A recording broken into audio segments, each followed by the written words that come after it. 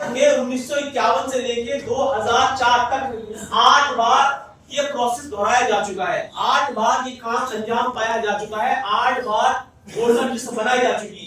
पिछली बार जो ये काम अंजाम पाया था वो 2004 में मुकम्मल हुआ था। किसी स्टेट में 2002 में, किसी स्टेट में 2003 में, कहीं 2004 में। जिस उत्तर प्रदेश के जिस हिस्से में हम रहते हैं, पिछली बार हमारी ये वोटरों की गणना जो हुई थी, गिनती जो हुई थी, वो 2003 में हुई थी।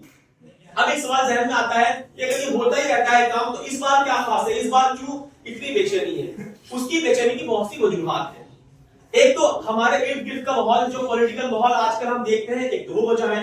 दूसरी वजह यह है कि इस बार ये काम बहुत खास अंदाज में दिया जा रहा है। क्या फर्क है पहले वाले में और इस वाले में? पहले वाले में और इस वाले में एक बुनियादी फर्क यह है कि इस बार वोटर लिस्ट तैयार की जाएगी। वो वोटर लिस्ट जो पिछला एसआईआर हुआ था हमारे इलाके के लिहाज से 2003 में जो एसआईआर हुआ था, उसकी बुनियाद पर निर्माण किया है। उसको बुनियाद बनाकर या उसको फाउंडेशन या उसको आधार बनाकर तैयार की जाएगी। आधार यानी इसका मतलब जैसे हम नींव बोलते हैं, घर बनाते हैं, जिस तरह जहां नींव होगी वही घर खड़ा होगा। छोटी नींव तो छोटा घर, बड़ी नींव तो बड़ा घर। इसका मतलब ये जुमला कहते ही अब जो नई वोटर लिस्ट है, उस वोटर लिस्ट में उस इंसान का नाम आना मुश्किल हो जाएगा जिसका अपना नाम 2003 में ना हो या उसके रिलेटिव का नाम, यानी जो रिश्तेदार है उनका नाम 2003 में ना हो। लेकिन रिश्तेदार तो बहुत लोग होते हैं, उसमें भी एक खास शर्त है। शर्त यह है कि अपने अम्मी का या अपने अब्बू का या अपने दादा का या अपनी दादी का अगर अपना नाम नहीं है तो 2003 में इन चार में से किसी एक का नाम होना चाहिए। अपने नाम से उनका नाम जोड़ के हम फॉर्म भर देंगे, तब फिर हमारी नई लिस्ट बन जाएगी, हमारा नाम भी इसके अंदर जुड़ जाएगा। तो ये 2003 की कंडीशन लगाई है, ये कंडीशन लोगों को ज्यादा परेशानी पैदा कर रही है। क्योंकि हम जानते हैं भारत में कम पढ़े लिखे लोग हैं, उतना ज्यादा नहीं पढ़े लिखे, ना दस्तावेज हर आदमी रखता है। तो बहुत लोग ऐसे होंगे जो लाइन में ना पता होने की वजह से, वोट ना बदलने की वजह से उनके चांस है कि उनकी वोट कट जाए, लेकिन उसके भी तरीके से आगे चले के निकल सकते हैं। तो इस लिहाज से आपको ये समझना है कितना अहम पहलू है। अब ये क्या करेंगे एसआईआर के अंदर, प्रोसेस में क्या होगा? इसमें क्या होगा, इस प्रोसेस के दौरान में नए वोटर जोड़े जाएंगे, पुराने जो अल्लाह ताला के पास जा चुके उनके नाम कटे जाएंगे। जिन लोगों के नाम 2 शहरों में है, किसी एक ही शहर में जहां बताएंगे वहां रखा जाएगा, यानी जहां का सही फॉर्म भरा जाएगा। और कोई आदमी अपना राज्य छोड़ के यानी अपना सूबा छोड़ के किसी और सूबे में मुंतकिल हो गया है तो उसकी वोट वहीं बना दी जाएगी, अपने सूबे से काट दी जाएगी। इस तरीके से ये अंजाम दिया जाएगा। लेकिन एक और बात जो पहले के मुकाबले में यहाँ लोगों को परेशान करती है, जिसपे बहुत सारी मुस्लिम तंजीमों ने, सामाजिक कार्यकर्ताओं ने, पॉलिटिकल पार्टी ने भी सवाल उठाया है, तो ये कि इसके अंदर इस बात खास ये हो रहा है जो बीएलओ हमारे घर घर आ रहे हैं, वो हम उनकी जिम्मेदारी काम करने की है। उनको ये पावर भी दी गई है कि वो अगर किसी इंसान के बारे में ये कहें कि भाई मुझे इसके बारे में शक है, डाउटफुल है, शुबा है, तो वो उसके बारे में अपनी रिपोर्ट लिख देंगे भाई ये डाउटफुल है, अरे शक है, ये पता नहीं हमारा आदमी है या नहीं, यानी भारत का आदमी है या नहीं, या हमारी इस वोटर लिस्ट में हमें नाम इसका नहीं मिल रहा मिसाल के तौर पे। अब वो रिपोर्ट आगे जाएगी, ऊपर का ऑफिसर ईआरओ वो चेक करेगा। अगर उसको ऐसा लगता है कि हाँ ये जो बात बताई गई है बीएलओ के जरिए वो सही है, तो वो उसको विदेशी भी घोषित कर सकता है। इस लिहाज से ये मौजूद पूरी आवाम के लिए सेंसिटिव है। ये किसी एक कौम के लिए नहीं आ रहा, ये तमाम भारत के लोगों के लिए है। इससे पहले एसआईआर बिहार में मुकम्मल हुआ है, अभी 1-2 महीने पहले। अभी ये 12 राज्यों में शुरू हुआ है। इसमें उत्तर प्रदेश, मध्य प्रदेश, राजस्थान, बंगाल, तमिलनाडु, केरला, छत्तीसगढ़ में से राज्य शामिल इसके अंदर है। इसके बाद ये आगे भी और जगह पर चलाया जाएगा। जैसे मैंने कहा पहले भी हो चुका, पर इस बार अलग अंदाज में हो रहा है। तो जितनी बातें मैंने अब तक कही, आपको ये बात समझ आ गई होगी कि बहुत ज्यादा संजीदा मौजूद है। अगर संजीदा मौजूद है तो अब ये समझ लेते हैं कि किस तरीके से पूरा काम होगा। पहला जो शुरुआत ये है कि इलेक्शन कमीशन ने बीएलओ की जिम्मेदारी लगाई है। वो घर घर जाएंगे, घर घर जाके लोगों को फॉर्म देंगे, लोगों के फॉर्म भरवाएंगे, फॉर्म भरवा के वो फॉर्म इकट्ठा कर लेंगे।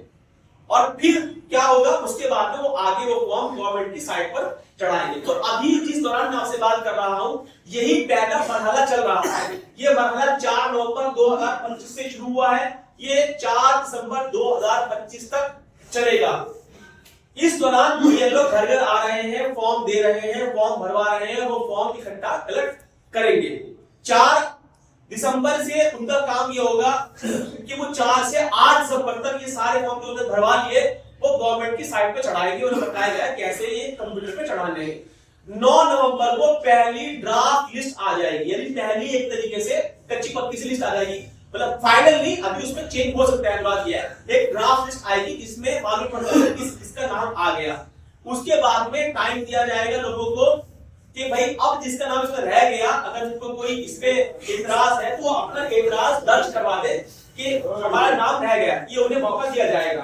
उसके बाद में 1 महीना ये काम चलेगा, जो ये जमा हुए हैं फॉर्म, अगर ईआरओ है, ईआरओ एक तरीके से एसडीएम समझ लीजिए, एसडीएम लेवल का ऑफिसर, उसको अगर किसी के बारे में ये लगता है कि भाई मुझे ये मामला, मुझे थोड़ा इसका जांच करनी है, तो फिर वो उनके पास नोटिस भेज के उनसे दस्तावेज मांगेगा।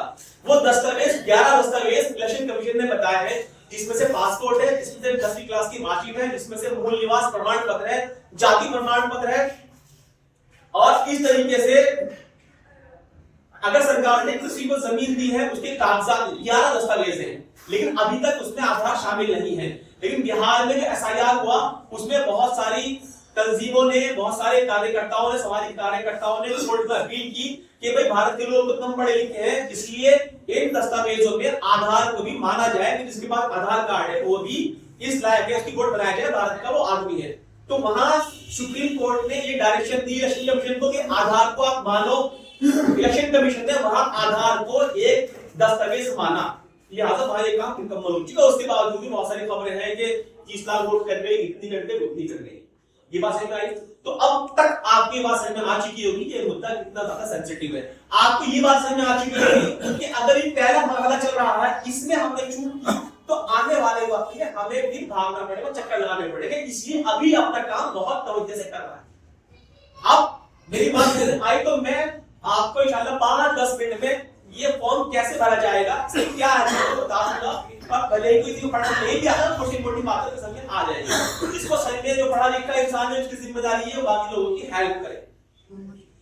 देखिए ये ऐसा फॉर्म है जो हर बीएलओ को 2 फॉर्म दिए जा रहे हैं। बीएलओ कहा जा रहा है कि एक फॉर्म, 2 फॉर्म इसलिए दिए जा रहे हैं कि एक फॉर्म भर के बीएलओ अपने पास रख लेगा और एक फॉर्म ऐसा ही भर के साइन करके वो हमें दे देगा। ये भी इलेक्शन कमीशन ने ही कहा है। यहाँ पे एक बात ही समझ लें, लेकिन बीएलओ एक ही फॉर्म दे रहे हैं। अब क्यों दे रहे हैं एक फॉर्म, उनकी बात सही है, क्योंकि जिम्मेदारी उनकी है फॉर्म भरवाने की। वो ये कह रहे हैं कि भैया दोनों फॉर्म दे दिए अगर हमने और कर दिए लोगों ने खराब, तो हम कहां से बनवाएंगे। इसलिए हम लोगों से ये कह रहे हैं कि भाई एक फॉर्म भर लाओ, मिस्टेक होगी तो सही हम भर देंगे। इसलिए वो एक फोटो भी मांग रहे हैं एक्स्ट्रा, और इसलिए वो कुछ बीएलओ जो है आपका आधार कार्ड या 2003 की वोटर लिस्ट भी मांग रहे हैं। तो मैंने ये बता दी वो ऐसा क्यों मांग रहे हैं, उसकी क्या वजह है। अगर आप मुतमईन हैं, आपने फॉर्म सही भरा तो कोई जरूरत नहीं है। एक तो अब ऐसे बीएलओ 2 फॉर्म लेके आएंगे, हो सकता है कहीं 2 दे रहे हैं, कहीं 1 दे रहे हैं। अगर उन्होंने 1 दिया है, हमारा काम यह है फोटोकॉपी करा ले, तो पहले फोटोकॉपी भरे, खराब होगी तो वो खराब होगी और फिर हम फाइनल तैयार करेंगे। तो ऐसा फॉर्म बीएलओ देने जा रहे हैं। ये फॉर्म आप नहीं भर सकते जब तक कुछ बातों का आपको इल्म ना हो, उसमें से पहली या कुछ चीजें आप मौजूद ना हो। पहली चीज क्या है, पहली चीज जैसे मैंने कहा कि ये जो एफआईआर हो रहा है वो 2003 की बुनियाद पे हो रहा है। तो 2003 की वोटर लिस्ट आपके पास होनी चाहिए जिसमें आपका नाम आ रहा है। आपका नाम नहीं आ रहा तो आपके अम्मी का आ रहा होगा, आपके अब्बू का आ रहा होगा, या आपके दादा का या आपकी दादी का। जहां आ रहा है वहां निशान लगा रखेंगे, भाई मेरा नाम इसमें आ रहा है, चाहे तो मोबाइल में ले, चाहे फिर फोटो निकलवा ले। ठीक, सबसे पहले ये 2003 की लिस्ट होनी चाहिए।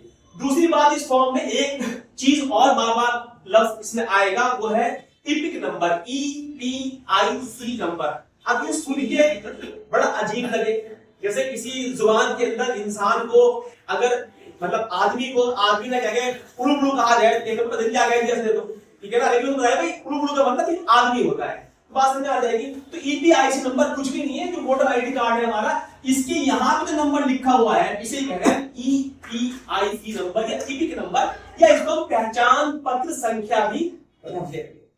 तो आपको अपने जो आपका पहचान पत्र है, वोटर आईडी कार्ड है, उसके जो नंबर लिखा हुआ है इसी को EPIC नंबर या इपिक नंबर कहते हैं। एक तो ये चाहिए आपको। दूसरी बात, 2030 की जो लिस्ट है, मैंने कहा नाम ढूंढ लेना है अपना, मेरा नहीं लेकिन ढूंढूंगा मैं, अब्बू का नहीं है तो अम्मी का नहीं है तो दादा का या फिर दादी का। अब तक यही बातें हमें इलेक्शन कमीशन की साइड से मालूम पड़ पाए थे।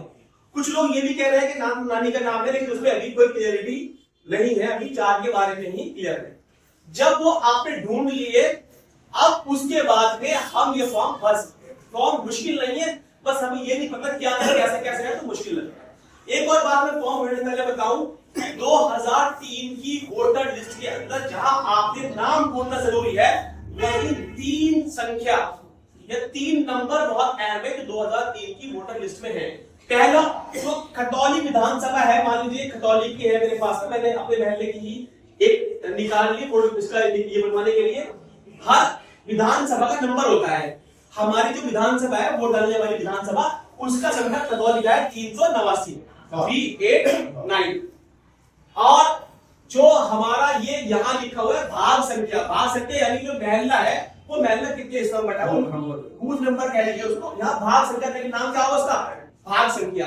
भाग संख्या जहां लिखी मिलेगी इस हाथ पे, सीधे हाथ के ऊपर की तरफ भाग संख्या है 211, उल्टे हाथ के ऊपर की तरफ यहाँ लिखी है घर के सामने 389। ये 2 बताओगे मुझे।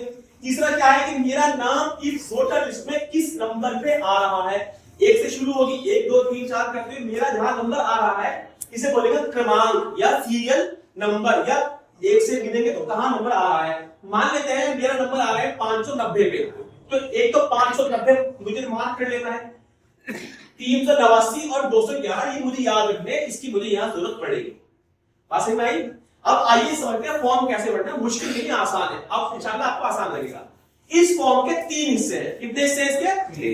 एक हिस्सा भरना लाजमी है, सबको ही भरना है। वो एक हिस्सा लाजमी कौन सा है? इतना यहां से करूंगा, ये जो हिस्सा है ये पूरा, ये पहला हिस्सा है, लाजमी हिस्सा है। इधर तो ये लिखा हुआ है क्या भरना है, और इधर हमें उसमें से भरना है। पहला हिस्सा हो गया। 2 हिस्से इसी के, 2 हिस्से नीचे हैं, एक हिस्सा उल्टे हाथ का, एक हिस्सा सीधे हाथ पे। तो अब मैंने कहा ये तो सब भरेंगे पहला हिस्सा, दूसरा हिस्सा सबको नहीं भरना, दोनों हिस्से नहीं भरते, या तो उल्टे हाथ का भरेंगे या सीधे हाथ का भरेंगे। ये बात समझ आई। पहला हिस्सा सब भरेंगे, सब दो भरना जरूरी है। अब ये फॉर्म आगे 2 हिस्सों में बट जाता है, एक उल्टे हाथ पे, एक सीधे हाथ पे। आप दोनों नहीं भरेंगे, कोई एक भरेंगे, या तो उल्टे हाथ का भरेंगे या फिर सीधे हाथ का भरेंगे। सवाल यह है कि मैं कौन सा कब भरूंगा, इस बात का जवाब इस पर डिपेंड करता है कि जिसका यह फॉर्म